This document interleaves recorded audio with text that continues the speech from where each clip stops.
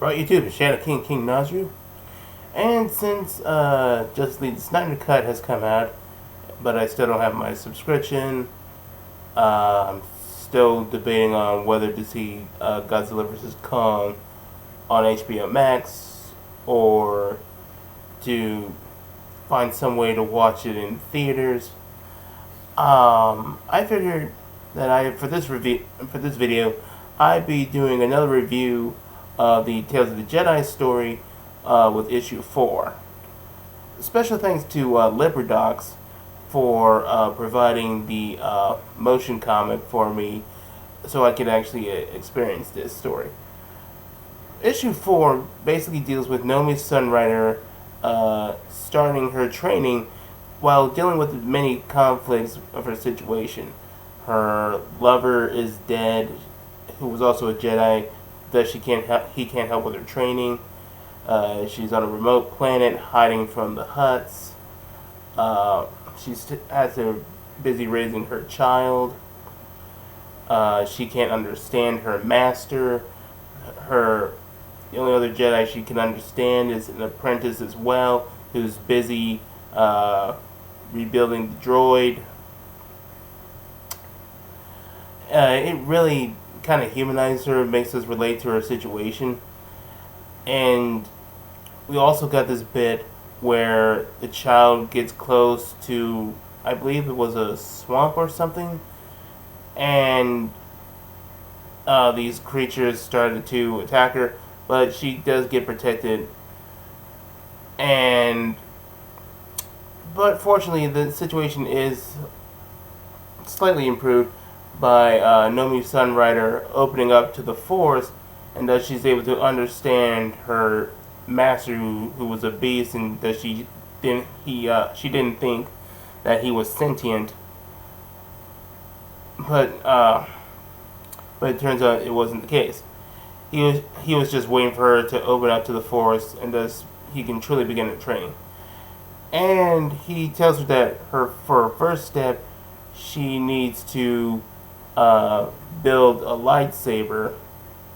But Nomi's Sunrider doesn't want to build a lightsaber because last time she used a lightsaber, it was to kill the Hutt's men out of revenge for killing her husband. But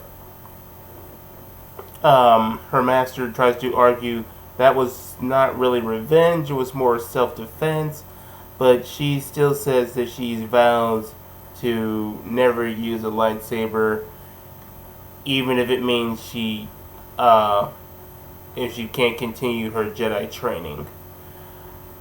That's rather interesting. That a Jedi would, or at least a Jedi in training, would have some PTSD about this, and even go so far as to not have lightsaber, which, I mean, that is a huge integral part of the Jedi training. Even building your lightsaber, that was Luke's final test to prove that he was a Jedi. And pretty much everybody in the Jedi Order has to build their lightsaber, except did Rey build a lightsaber? I don't remember. Whatever. That's Disney canon. I don't really care. But anyway, I wonder where they're gonna go with this. Is Nomi's Sunrider gonna be eventually gonna come over her PTSD? Except that, yeah, she killed those people, but she shouldn't let that hinder herself, and she'll finally build a lightsaber. Or is she gonna become a Jedi that focuses solely on using the Force and doesn't use a lightsaber, or tries to find some alternative weapon to a lightsaber, like maybe like a staff. Because I remember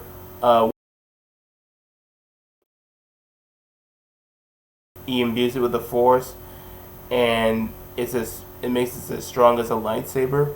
So maybe she could learn to do that.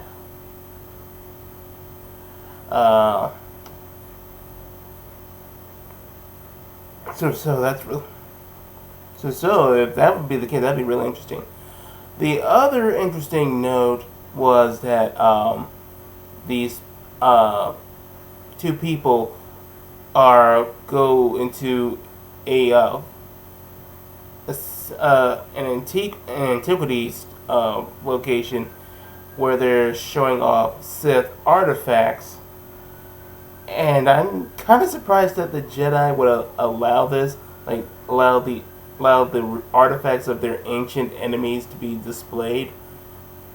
Like, you figure that the Jedi would want these things in a vault, in their own temple, in the most secure place where they've cleansed or weakened the dark side of those artifacts, and so nobody would get corrupted by them, or they would end up in the hands of upcoming Sith. I mean, but okay, you do you, Tales of the Jedi. But anyway, these two were looking for artifacts for Frida Nad, if I recall correctly, and they managed to steal those things. So this is going to build off on that. And I also remember in Tales of Jedi that Exar Kun is supposed to be a thing in this storyline. So I'm looking forward to seeing where that goes and how we build up to Exar Kun.